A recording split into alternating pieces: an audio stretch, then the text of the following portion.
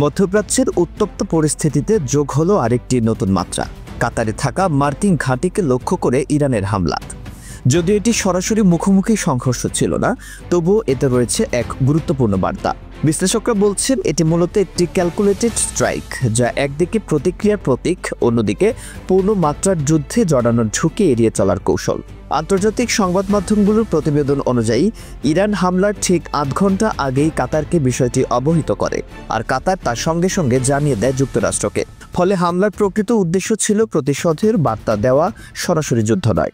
অনেকের মতে ২০২০ সালে কাসেম সুলাইমানি হত্যার পর ইরানের প্রতিক্রিয়ার ধাঁচেই এবারও তারা একটি সিম্বলিক অ্যাটাক এর পথ বেছে নেয়। তবে ২০২০ সালের চেয়ে এবারের ঘটনা ছিল অনেক বেশি ঝুঁকিপূর্ণ, কারণ তখন ইরাক ছিল ইরানের সরাসরি প্রভাবাধীন একটি ক্ষেত্র, যেখানে মার্কিন ঘাঁটিতে হামলার পর আগেভাগেই সতর্ক করে দেওয়া হয়েছিল।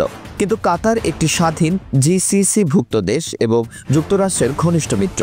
এমন একটি দেশের মাটিতে ইরান যদি বিনা নোটিশে হামলা চালাতো, তাহলে পুরো আরব বিশ্ব ইরানের বিরুদ্ধে একজোট হওয়ার সুযোগ পেয়ে যেত। বিশেষজ্ঞদের ধারণা ছিল ইরান হয়তো ইরাক বা সিরিয়ার মতো নিজেদের প্রভাবাধীন অঞ্চলে আক্রমণ চালাবে, কিন্তু এবার তারা বেছে নেয় কৌশলগতভাবে গুরুত্বপূর্ণ তবে সতর্ক করা একটি মার্কিন ঘাঁটি।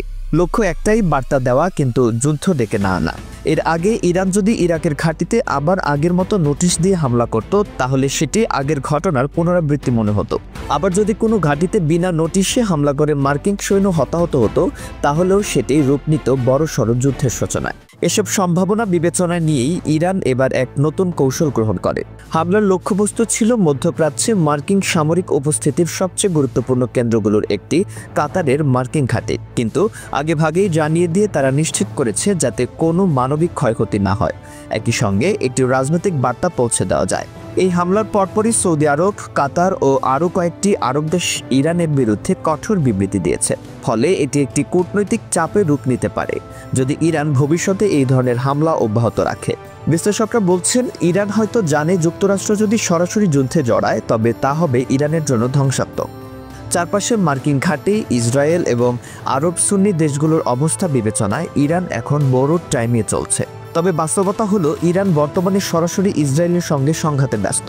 এই লড়াইয়ে তারা অভাবনীয় ক্ষতি করলেও পাল্টা আঘাতেও নিজেরও মারাত্মক ক্ষতিগ্রস্ত হচ্ছে। তাই এখন যদি তারা মার্কিন বাহিনীর উপর গুরুতর হামলা চালায় এবং আমেরিকান সেনারা নিহত হয়, তাহলে সেটা হতে পারে যুক্তরাষ্ট্রের সরাসরি সম্পৃক্ততার বৈধতা, যার ফলাফল হতে পারে B-2 বোমারু দিয়ে ইরানের সামরিক কাঠামো গুঁড়িয়ে দেওয়া। এই কারণেই ইরান নাটক নয়, বরং ক্যালকুলেটেড রেসপন্স এর পথ বেছে নিয়েছে। যুদ্ধ পরিস্থিতিকে বড়সড় সংঘর্ষে রূপান্তর না করে তারা হয়তো চায় ইসরায়েলের উপর সীমিত প্রতিশোধ নিয়েই এই পর্ব শেষ করতে। ইরানের এই কৌশলী অবস্থানকে কেউ কেউ নাটক মনে করলেও বাস্তবে এটি একটি সামরিক জটিল পরিস্থিতিতে পরাজয় এড়িয়ে চলার প্রচেষ্টা। ইরান যদি আমেরিকাকে সরাসরি যুদ্ধে না টেনে শুধু ইসরায়েলের উপর প্রতিশোধের বার্তা দিতে পারে, সেটাই হবে তাদের কূটনৈতিক এবং সামরিক সাফল্য।